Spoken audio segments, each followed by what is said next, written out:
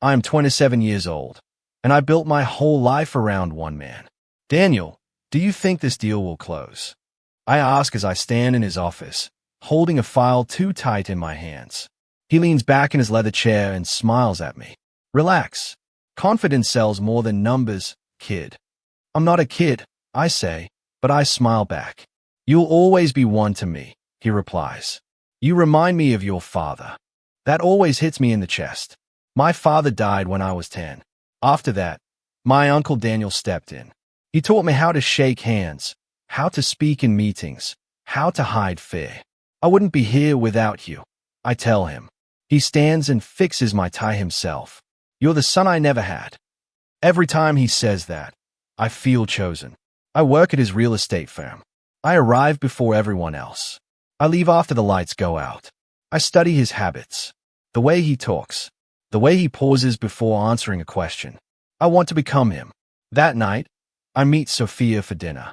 You're late, she says, folding her arms. Daniel needed me to stay, I explain. Big investor meeting. She forces a smile. It's always Daniel. Is building our future, I say. Everything I'm doing is for us. She softens and reaches for my hand. I know. I'm proud of you. Sophia has been my calm place for 3 years. When my mind runs wild, she pulls me back. We'll have that house near the lake one day, I tell her. She laughs. Your uncle's lake house. Something better, I say. Bigger. You really want to be just like him, don't you? Why wouldn't I? She doesn't answer right away. Just don't forget who you are. Later that week, my best friend Mark corners me at the gym. You look exhausted, he says. I'm grinding, I reply. That's what success takes. Or maybe you're trying too hard to impress your uncle. He deserves it, I say. He raised me. Mark drops the weights with a loud thud. I'm not saying he didn't help you. I'm just saying, don't worship him. I don't worship him. You kind of do. I shake my head. You don't understand. Maybe, he says, but I've seen powerful men up close. They are not saints. Daniel isn't like that, I think. He's disciplined, sharp, respected. The next Sunday, I visit my mother. She pours tea quietly. You've lost weight, she says. I'm fine, Mom. You work too much. It's temporary. She studies my face. Your uncle works too much too. He's successful. She sighs softly. Success costs something. What did it cost, Dad? I ask before I can stop myself. Her eyes fill, but she doesn't answer. The silence says enough. Back at the office, I notice small things I can't explain. Sophia drops by with lunch one afternoon. Daniel walks out of his office and stops when he sees her. Sophia, he says warmly, you look lovely. Thank you, she replies, brushing her hair behind her ear. I feel proud. She's out of my league, right? Daniel chuckles. You did well. His hand stays on her shoulder a second too long. I tell myself I'm imagining it. That evening, Sophia sits beside me on the couch, texting. Who's that? I ask casually. No one, she says quickly and flips her phone over. I laugh. Secret admirer. Don't be dramatic. Let me see. She stands up instead. I'm going to shower. The screen lights up as she walks away. I catch a glimpse of a name before it fades. D. It could be anyone. David. Derek. Don't overthink it, I tell myself. The next week, Daniel cancels our Thursday strategy meeting.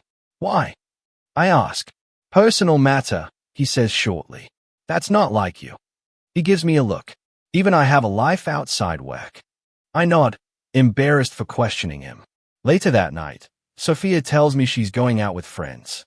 Which friends? I ask. You don't know them. Send me the location. She laughs. You're not my father. I just worry. I can take care of myself. I kiss her forehead. Call me if you need anything. Always, she says. But she doesn't answer when I call at midnight. The next morning, Daniel seems distracted in the office. You okay? I ask. Just tired, he says. Long night. He smirks slightly. Something like that. I smile back, but something twists in my stomach. 2 days later, he asked me to deliver documents to his lake house. I thought you were going, I say. Change of plans, he replies. Just drop them off. I'll review them later. Sure. The drive is quiet. The lake house has always been special to me. It's where Daniel taught me how to fish, where he told me stories about my father. I park outside and notice another car in the driveway. Strange. I walk up the wooden steps and reach for the door. It's slightly open. I hear laughter inside. A woman's voice. Soft. Familiar. My heart starts pounding. No, stop, the voice says playfully. I freeze. That voice. It can't be. I step closer, my hand shaking against the door. And then I hear her clearly. Daniel. I push the bedroom door open. For a second, I stop breathing. Sophia is in his bed. My uncle stands beside her, his shirt half-buttoned. It's not what it looks like, Sophia says, her voice shaking. Then tell me what it looks like, I reply. Daniel doesn't speak. He just stares at me like I'm a problem he needs to solve. Say something, I whisper. It's complicated, he says calmly. That word cuts deeper than anything else. Complicated. I laugh, but it sounds broken. You're sleeping with my fiancée. Lower your voice, he snaps. My voice. I step forward. You're worried about my voice. Sophia pulls the sheet around herself. I was going to tell you. When? I ask. After the wedding. She looks away. Daniel finally buttons his shirt. This wasn't planned. How long? I ask. Neither of them answers. How long? I shout. Sophia wipes her tears. A few months. The room spins. Months. I repeat. While I was planning our wedding. Daniel rubs his forehead. You're emotional right now. Of course I am. Listen to me, he says. You're young. You'll move on. You're my uncle. And I'm still your mentor. I feel something inside me crack. Mentors don't steal what belongs to their students. She's not property, Sophia says sharply. I know that, I reply. But she was my future. Daniel steps closer. What's your tone? Or what? I challenge. You'll fire me too. Silence fills the room. Sophia whispers, I didn't mean for this to happen. You didn't mean to text him at midnight? You didn't mean to lie to my face. She cries harder. I felt alone. You had me. You were always chasing his approval, she yells. I felt invisible. I turn to Daniel. So you made her feel seen. He doesn't deny it. I shake my head slowly. You told me I was like a son. You are, he says. Sons don't get betrayed like this. This isn't about betrayal, he says. It's about adult choices. Then be an adult and admit you wanted her. He looks at me, and that silence says yes. I step back. I'm done. Don't be dramatic, Daniel says. I'm canceling the wedding. Sophia gasps. You can't just. I can, I say. And I am. I walk out before they can stop me. Outside, I call Mark. Bro, he answers. I saw them. A pause. You're serious. In his bed. Mark swears under his breath. I knew something was off. You knew. I suspected, he says carefully. How long? Months, maybe. I feel sick. And you didn't tell me. I didn't have proof. I hang up. That night, I pack my things from the apartment. Sophia stands in the doorway. Please talk to me. What's left to say? I love you. I zip my suitcase. You loved him more. It wasn't about love. That makes it worse. She reaches for me, but I step back. The next morning, I tell my mother. You canceled the wedding, she asks softly. Yes. Why? I swallow. Because she chose him. My mother closes her eyes. Daniel. I nod. Tears roll down her face. I trusted him. So did I. She grips my hand. What will you do now? I don't know. At work, the whispers start immediately. Rachel, Daniel's assistant, approaches me quietly. I'm sorry, she says. You knew too. She hesitates. I noticed changes. Everyone noticed except me. She lowers her voice. Be careful. Of what? Daniel protects himself first. What does that mean? She glances toward his office. Just review everything you've signed recently. I frown. Why would I need to? She doesn't answer. Just trust me. Later that day, Daniel calls me into his office. Sit, he says. I'd rather stand. He folds his hands. We need to be professional. You slept with my fiancée. And that has nothing to do with the company. It has everything to do with trust. He slides a folder across the desk. These are upcoming projects.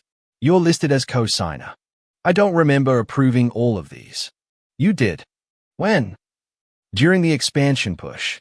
I open the folder. Large numbers stare back at me. These are high-risk investments, I say. High reward, he corrects. Why is my name primary on 2 of them? He shrugs. You're the future face of the company. My chest tightens. If they fail, I take the hit. They won't fail. That's not an answer. He leans forward. Don't make emotional decisions that hurt your career. You already hurt it. He stands. What's your accusations? Are you threatening me? I'm advising you. I leave without another word. In the hallway, I call Mark again. It's worse, I say. What now? My name's tied to risky deals. Big ones. Did you sign them? I don't remember. Check the dates. I scroll through the documents Rachel emailed me. My signature is there. But some dates match night Sophia said she was out with friends. My hands start shaking. I search deeper into the files. There are transfers I don't recognize. I whisper to myself, what did you do, Daniel? My phone buzzes. It's Sophia. I'm sorry, the message says. We need to talk. I stay at it, then look back at the numbers on the screen. This isn't just about her. This isn't just about him. This is about my name, my future, my freedom. I open another document and see a clause I've never read before. Personal liability. I feel cold. He didn't just betray my heart. He positioned me as his shield.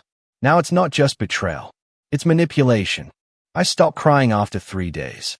On the 4th day, I start reading. I spread every contract across my kitchen table. You used me, I whisper, staring at my own signature. My phone buzzes. It's Rachel. Can we talk? She asks quietly. Now, I reply. We meet at a small cafe near the office. She looks nervous. You check the documents. Yes. Why is my name primary on debt I didn't approve? She wraps her hands around her cup. Because he needed a clean image. I was his clean image. She nods slowly. You were trusted. Investors liked you. So he risked me. She lowers her voice. You deserve the truth. Then give it to me. She takes a breath. He's done this before. With who? Former partners. Junior associates. He ties their names to high-risk projects. If they win, he takes credit. If they fail, they dissipate. My chest tightens. Dissipate. They resign. Quietly. And you stayed. I needed the job, she says. But this, what he did to you, it crossed the line. He crossed the line the moment he touched her. She looks at me carefully. This isn't just about her anymore. I know. You need leverage. I need protection. She slides a flash drive across the table. Internal emails. Approvals he bypassed. You didn't get this from me. I stay at it. Why help me? Because he's not untouchable, she says. He just thinks he is. That afternoon, Sophia texts me. Please meet me. I ignore it. She calls. 5 minutes, she says when I answer. That's all I'm asking. Fine. We meet at the park where I proposed. She looks thinner. I miss you. I don't respond. I was confused, she says. You are always busy.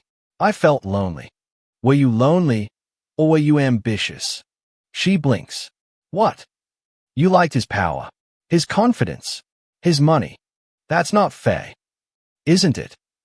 Tears form in her eyes. He made me feel important. I made you my future. You were always trying to impress him, she says. I felt like I was competing with your uncle. You weren't competing. You were chosen. I made a mistake. For months. She looks away. I didn't plan for it to go that far. You knew about the deals, didn't you? Her head snaps up. What deals? The investments in my name. I don't know what you're talking about. Did he ever mention using me? Silence. That silence is enough. He did, I say quietly. I didn't think it was serious. If those projects collapse, I take the fall. She grabs my arm. He wouldn't let that happen. You don't know him like I do. She laughs bitterly. Neither do you. I pull my arm away. Stay out of this. So that's it, she asks. You're just done with me.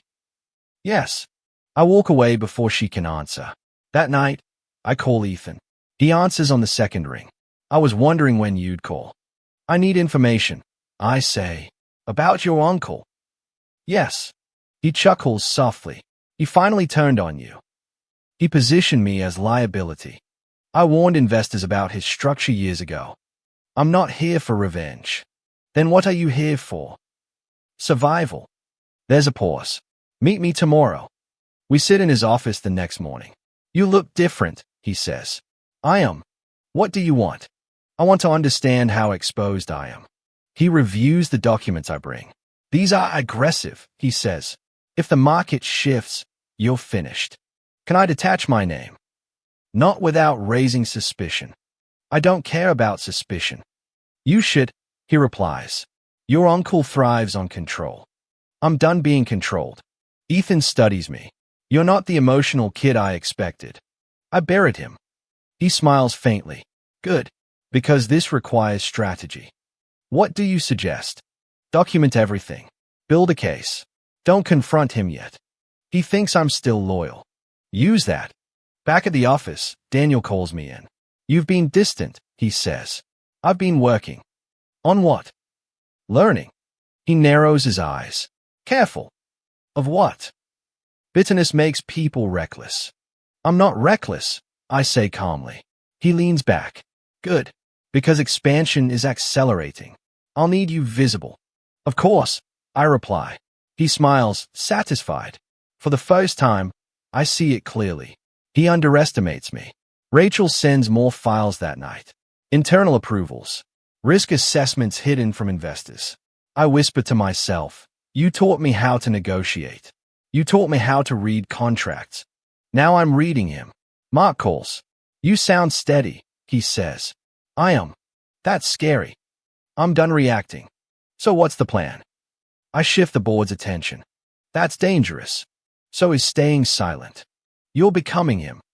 No, I say firmly. I'm becoming smarter. I spend hours organizing evidence. Emails. Signatures. Transfer patterns. Every piece connects back to him. My hands don't shake anymore. Before midnight, I draft an anonymous report. Subject line, urgent governance concern. I attach the files. I hesitate for 1 second. Then I click send to the board's private compliance address. My heart beats hard, but my mind stays calm. For the first time since I opened that bedroom door, I feel something different. Not pain, not anger, control. I close my laptop and stare into the dark room. You made me, I whisper to myself. But you shouldn't have taught me so well. The audit email hits the company at 8:12 a.m. By 9 o'clock, everyone is whispering. By noon, Daniel calls an emergency meeting. This is a routine review, he says in the conference room. Stay focused. I sit across from him and say nothing.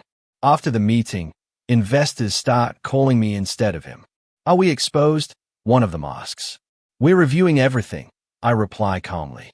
By the end of the week, 2 major investors pull back. Rachel walks into my office with a small box. You're leaving? I ask. I submitted my resignation this morning, she says.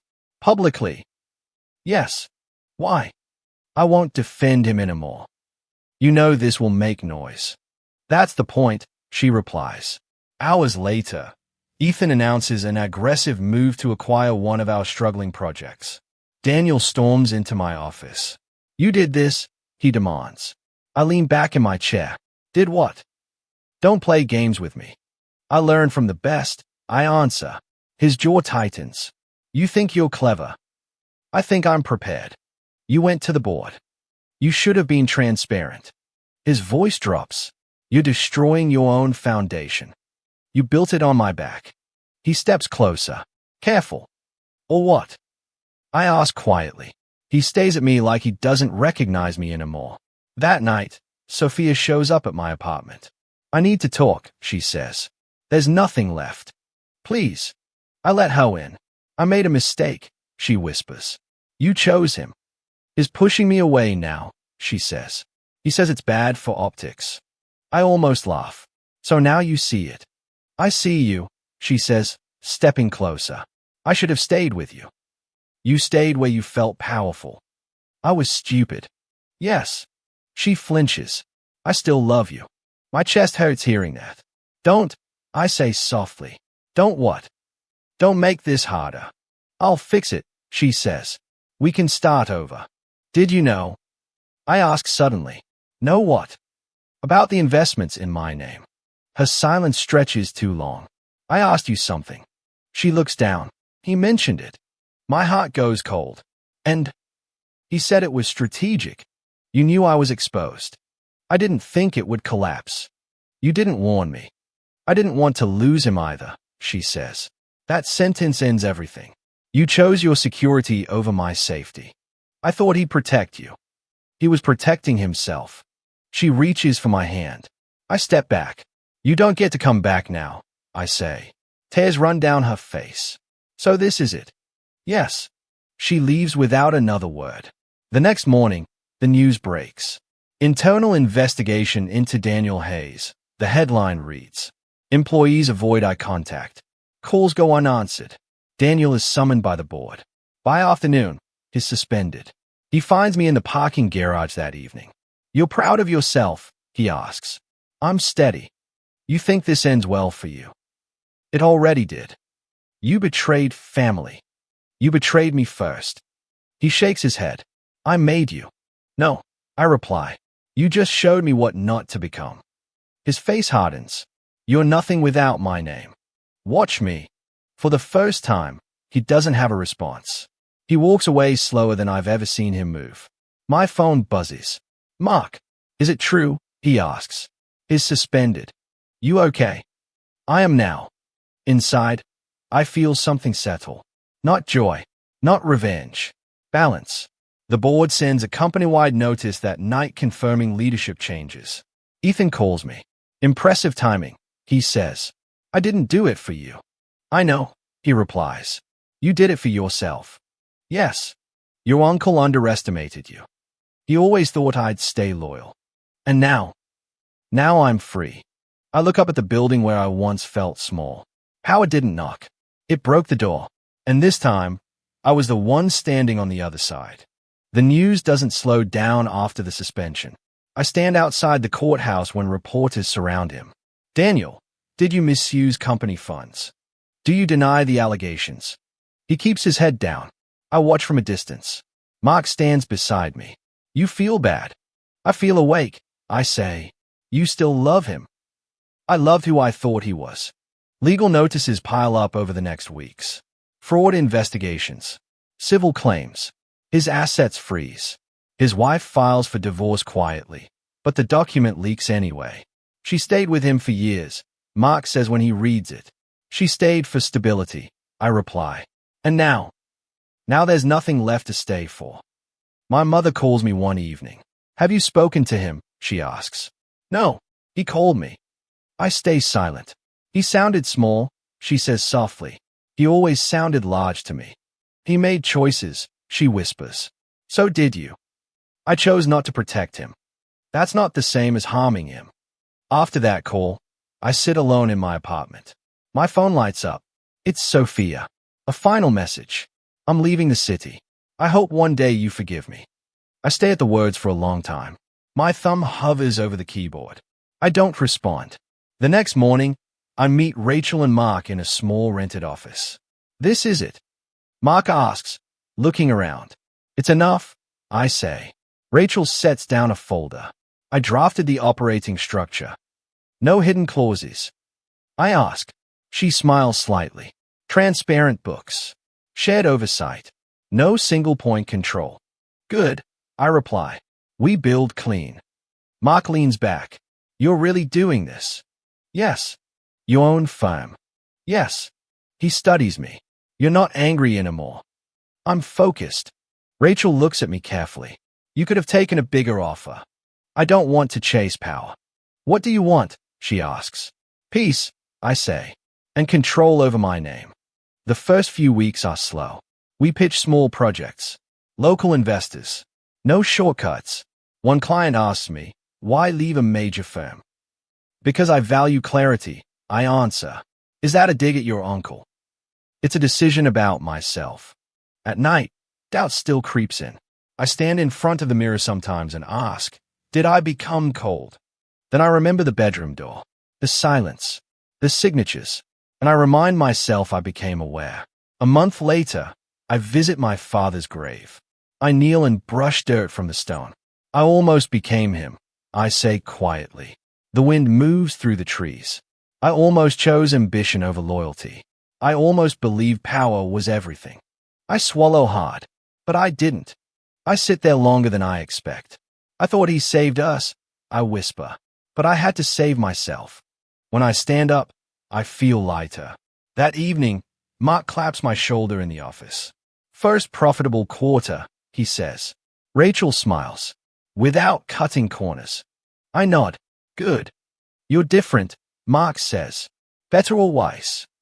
Stronger. I don't argue. Later that night, my phone rings. Unknown number. I stay at the screen. It rings again. I already know who it is. I imagine his voice. I made mistakes. I was under pressure. You owe me loyalty. Maybe he would apologize. Maybe he would blame me. It doesn't matter. The phone keeps ringing. Mark looks at me from across the room. You going to answer? I shake my head slowly. No. The ringing stops. Silence fills the room. Rachel asks gently, you okay? Yes, I say. And I mean it. For the first time in my life, I wasn't living in his shadow. I was finally standing in my own.